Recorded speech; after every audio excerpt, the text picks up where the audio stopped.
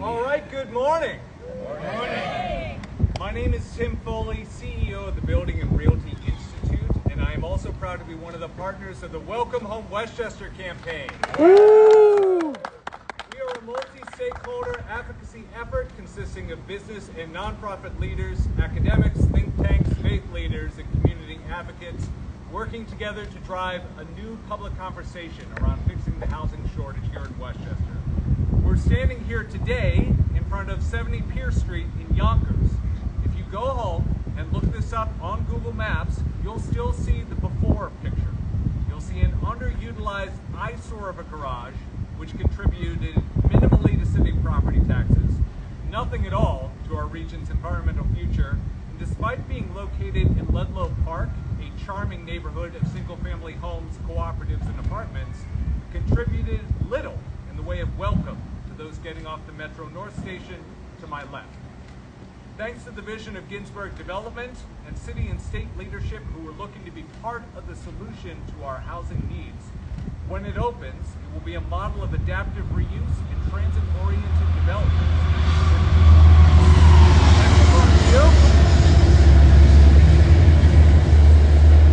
With all of the tax, economic, and climate benefits that come with it, plus 36 units of badly needed housing. We know that once again we'll be gearing up on a robust debate within the county legislature with the governor and the state legislature about how we can address the housing shortage that affects us all. But our campaign is here today with a simple message for the 4 cities, towns, and villages in Westchester. Don't wait. Don't wait for the governor. Don't wait for the county.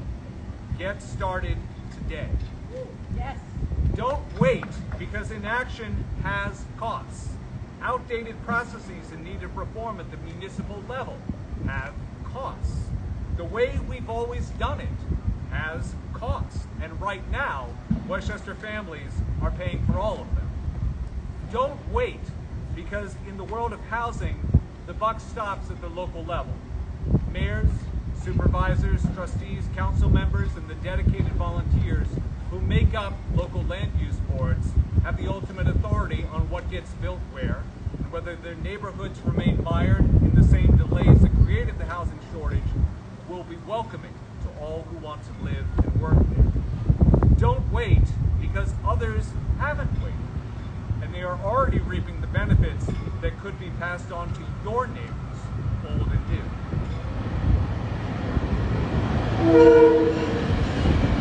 Also, as a project,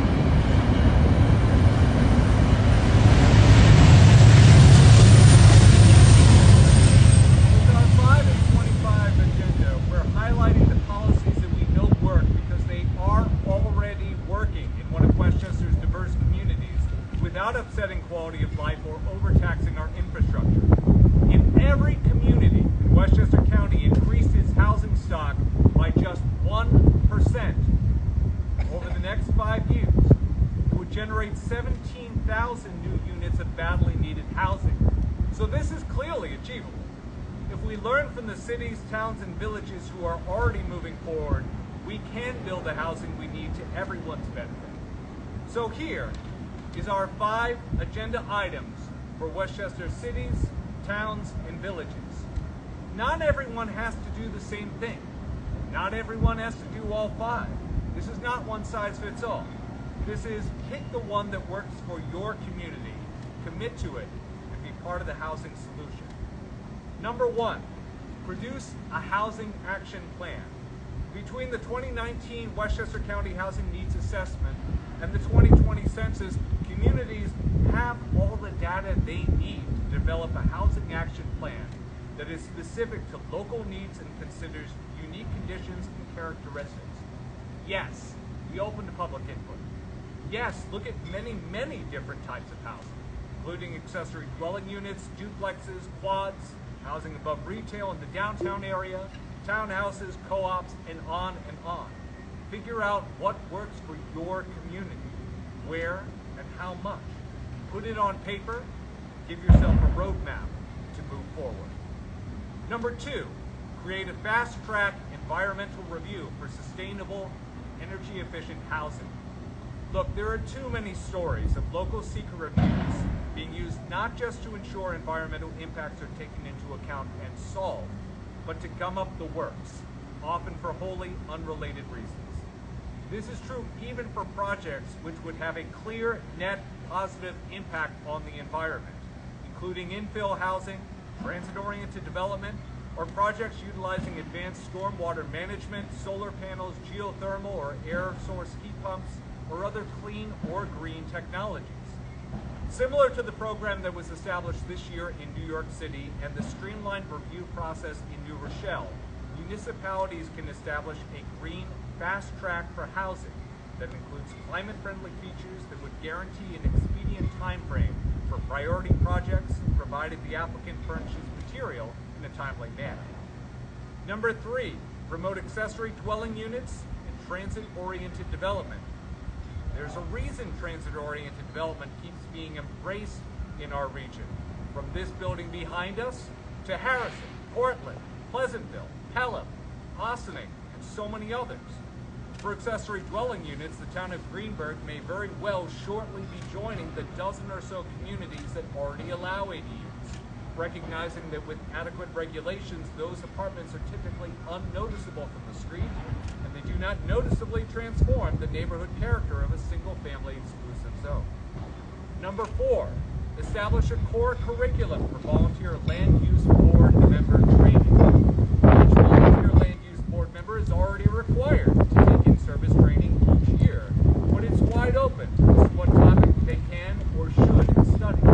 Cities, towns, and villages can help point them in the right direction to understand the context of the decisions they'll make around housing, including studying their own community's municipal profile and the Westchester County Housing Needs Assessment, and a historical review to promote awareness of how the tools of zoning, planning, and land use have been intentionally or unintentionally contributing to exclusionary zoning and residential segregation. Number 5, use the state-based tools to become a pro-housing community. The state has established the Pro-Housing Communities program to provide recognition, but more importantly, provide funding for planning, infrastructure improvements, school improvements, sewer and water improvements, and the other critical items that every community needs, not just to support new residents, but to support existing residents. For those who are already planning to be part of the housing solution, this is as close to free money as you are ever going to see. 14 Westchester communities have either already been certified or are in the process of being certified. But frankly, it ought to be everything. One last ask. For those of you watching this press conference on Instagram Live or somewhere else on the internet in the days to come, you have a role to play as well. Go to welcomehomewestchester.org to read our 5 in 2025 agenda, but more importantly, to take action through our online petition to the leaders of your city, town, or village, and urge them to pick something that works for them and to become part of the housing solution. Now it is my pleasure to introduce someone who is a true pro-housing thought leader on the Assembly Housing Committee, and who had a thoughtful and impressive record of her own, adding housing when she was supervisor of the town of Bedford. The wonderful Assemblywoman Dana Levenberg. Thank you. I just want to make one quick correction. I was never the supervisor of the town of Bedford, but I was the supervisor of the town of Austin. Thank you for that. No worries. I'm going to go off script a little bit. I think we can all agree that the cost of living in New York is too high, and we're not going to be able to address the cost of living in general without addressing our statewide housing shortage, which my colleagues and I are keen to do. We know affordability is literally one of the top issues that everybody is talking about today, so we know we have to address our housing crisis. And we also know, as Tim mentioned, that a one-size-fits-all approach isn't going to work for every community. Everybody has their own particular needs. Some people have no sewer. Some municipalities have no sewers. Some have waterfront communities with issues with climate change and sea level rise.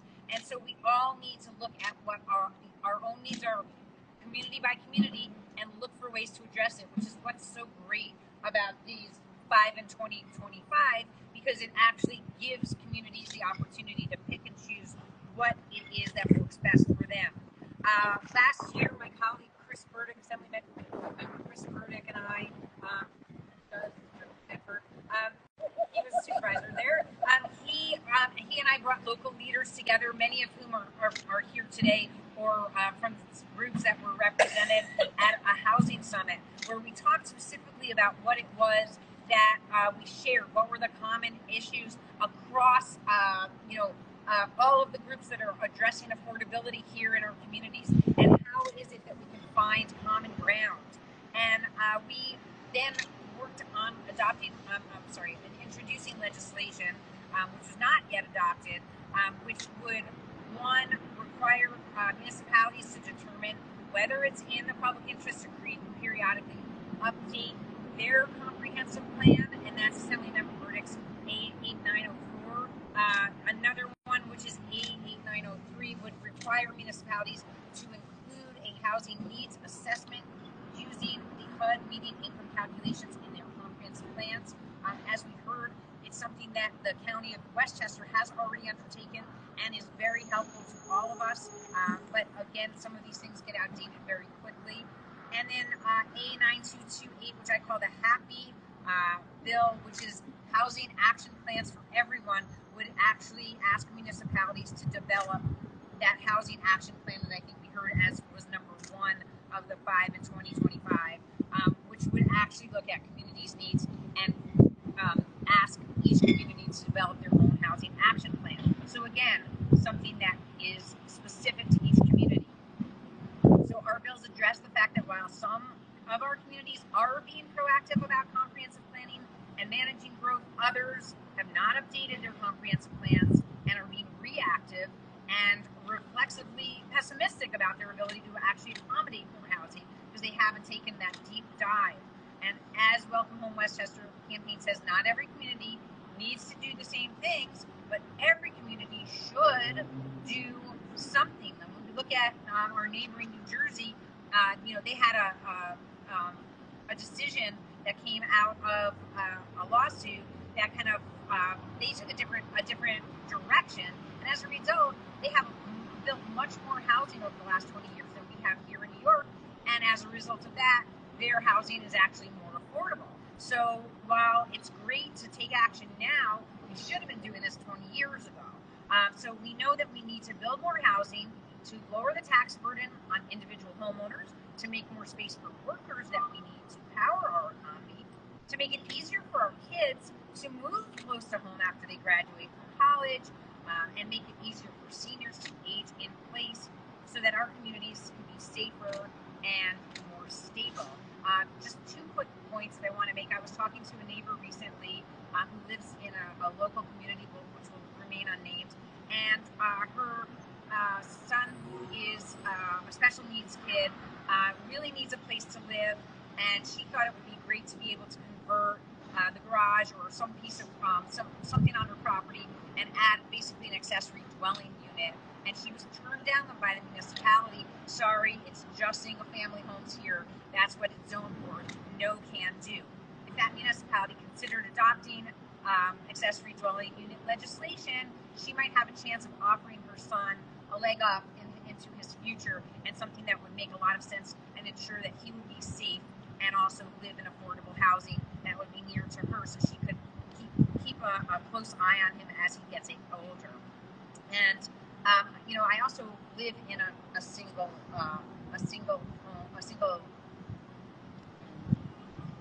family. I can't remember what I was saying. Okay, single family home, and it turns out that when I bought it, I didn't realize that I have a lot of apartments right behind me, and I didn't even know it until they approached me one day and said, "Can we fix the fence that goes between us?" And I said, "Oh, okay, sure." Oh yeah, you have that nice pool back there. I suddenly realized there's hundreds of apartments behind my house. So that's right. I've been living in a single family home for however many years it was until it finally dawned on me that I was living among many, many rental apartments. Some of them are probably also owner occupied.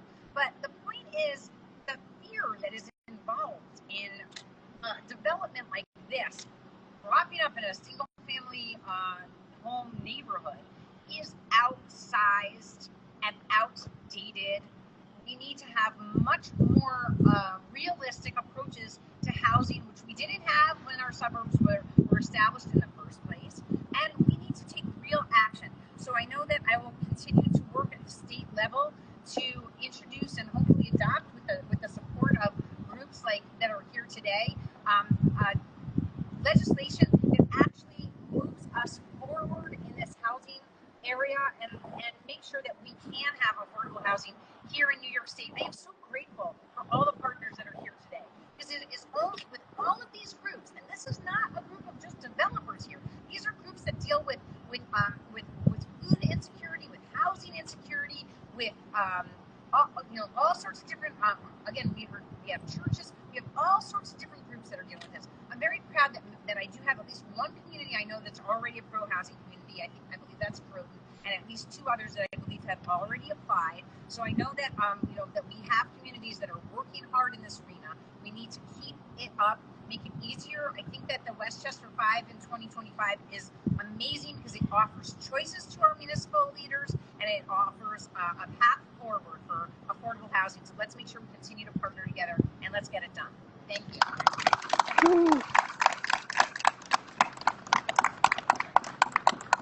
It's my pleasure to call up Dr. Kevin Middleton, who's the pastor of Axe Church in Yonkers.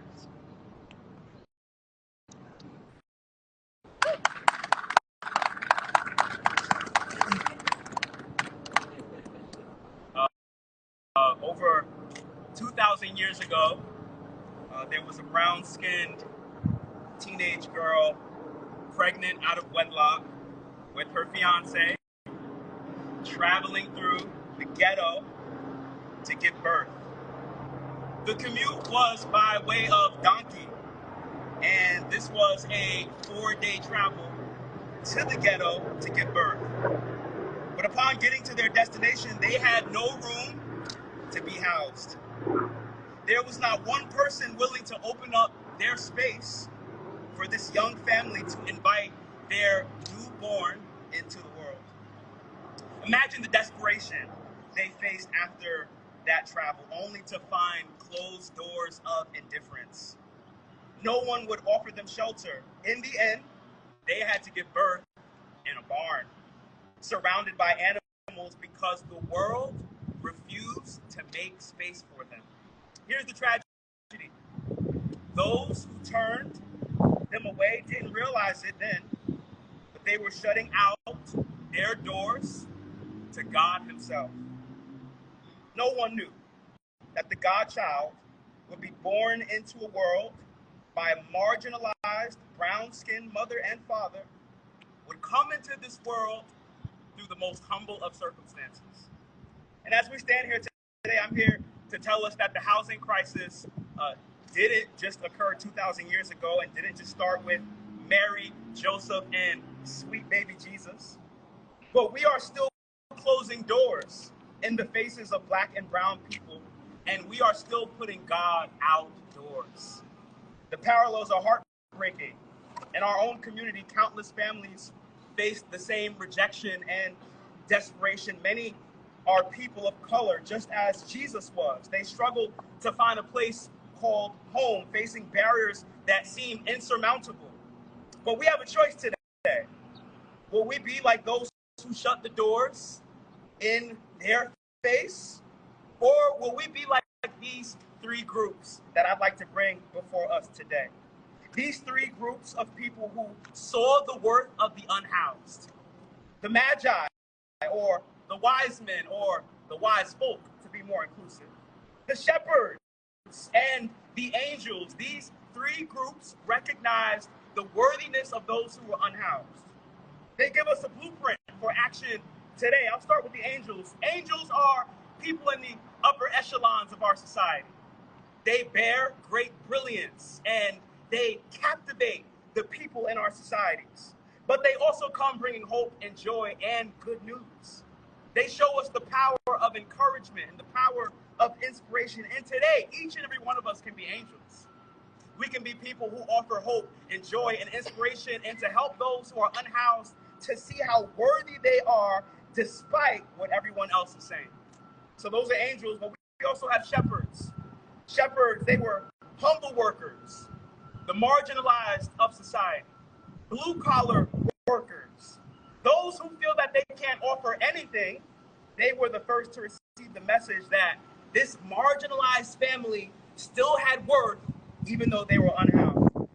They came with open hearts, recognizing that all they had to do was come listen, to learn, to analyze, to study, to use the little bit that they had to offer worth to those that others said didn't. And lastly, the magi or the wise folk. These people traveled from afar, bringing gifts to honor this newborn king. They recognized the value of what they found and offered their treasures. And we too can offer our resources, whether that's our time, whether that's our wealth, whether that is our connection or networking.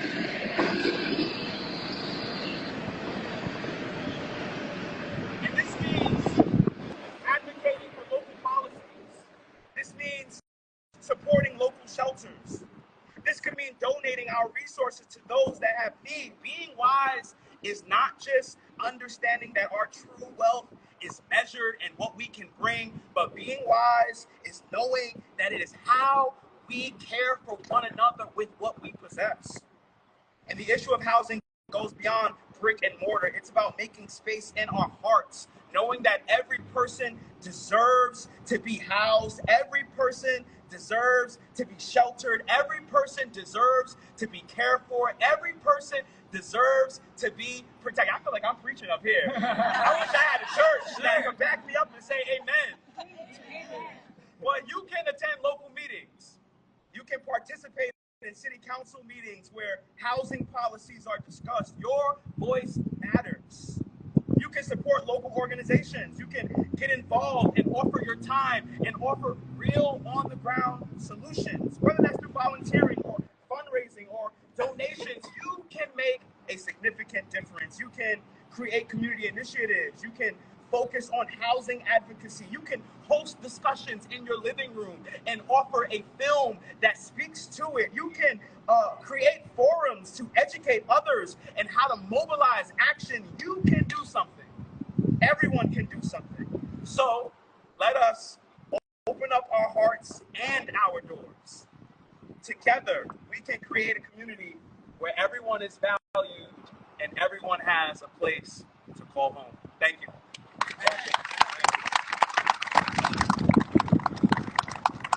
Thank you, Reverend. Next, I'm thrilled to welcome Nan Shutskin, President of the Croton Housing Network.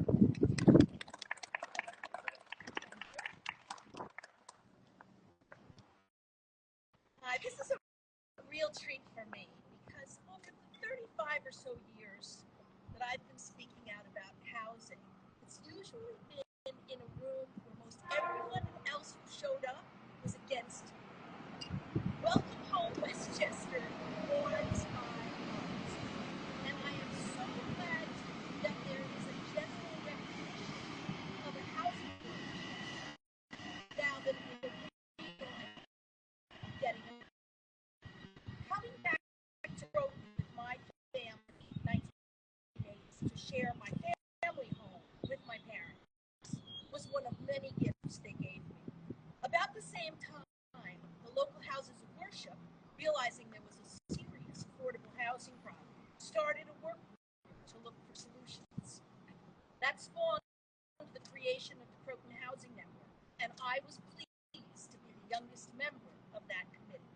We accomplished a lot as an all-volunteer, not-for-profit in Little Croton-on-Hudson. It started by taking a fairly useless piece of land that the village owned on a dead-end street, where we used a county program to create 4 townhouses for first-time homebuyers. Then our enlightened village made a developer give us something in return for being able to build 30-plus single-family homes. On the sloped acreage they gave us, steeply sloped, I might add, federal and county funding, knowledgeable consultants who knew how to do this stuff. I send a thanks to the Housing Action Council. And with the determination of 3 board members, we filled 12 rental units of 1, 2, and 3 bedroom units and had an ongoing organization. What have I learned over 5 more projects? Building housing is hard. There are always opponents, and often they're not very nice about it. I got mine, and I don't care about anybody else. Long ago, I named them the meanies.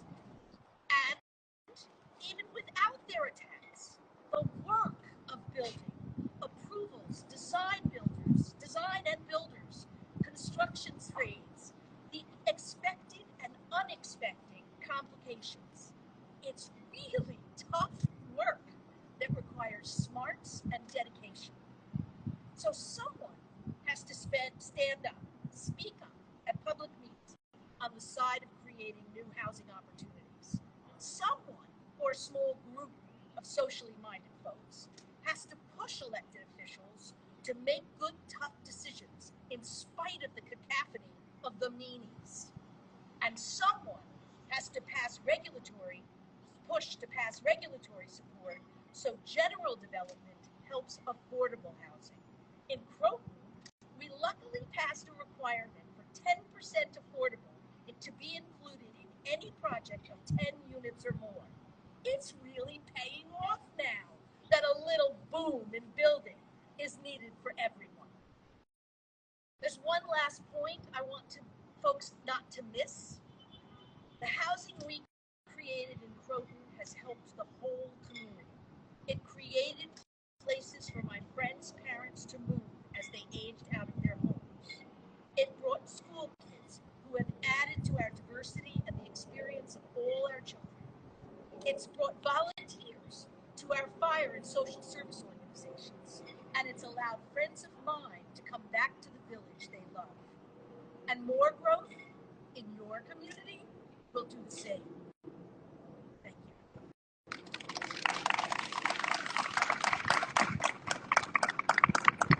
And finally, to bring us home, no pun intended, little intended, I'd like to welcome one of our partners in the Welcome Home Westchester campaign, Michael Romita of Westchester County Association.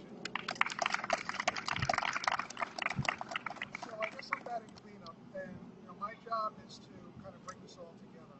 And what you noticed is everybody here and the people who've spoken, we all have somewhat different constituencies. We all represent somewhat different interests. We're all united on this common issue. That is that we need housing. Now, talking about the importance of housing to the economy, when I talk to businesses, regardless of industry, I ask them what their largest challenges. They always say access to local talent. What's happening about the housing that we need for in Westchester is people can't afford to live where they work. And you're not talking about, the well-heeled people. You're talking about your nurses, your firemen, your police officers, your school teachers, the local barista, accountants, all the people that support the regional economy. So if we don't create housing to support our workforce, we're going to lose that local talent pipeline. And businesses are going to up and leave, and that's going to have ripple effects throughout the entire economy. Now, other states and communities have taken note of this, and they're making progress. So when people leave Westchester, they're not just going to the Sun Belt. They're going to Connecticut, they're going to New Jersey, they're going to Pennsylvania, they're going to Massachusetts. All places that have taken proactive steps to increase their housing stock and improve the regional economy. 5 and 25 agenda is simple and straightforward. And there's something in there that every community can embrace and every community can do. What can you do? A number of things. One, you can contact your local decision makers, your local elected officials, and tell them to finally take action on housing and embrace the 5 and 25 agenda. Two, at the statewide level, you can support our state elected officials, folks like Assemblymember of Edinburgh and her pro-housing legislation to see if we get some movement in Albany. And three, you can educate yourself and get involved. Go on to www.welcomehomewestchester.org, learn about what we're doing, sign the petition, and sign up so you can get yourself educated so you can participate in a positive way. So I'm going to end by thanking everybody for showing up, and maybe just repeat what's become our kind of official or unofficial tagline. Not every community has to do the same thing, but every community needs to do something. Thank you all for coming.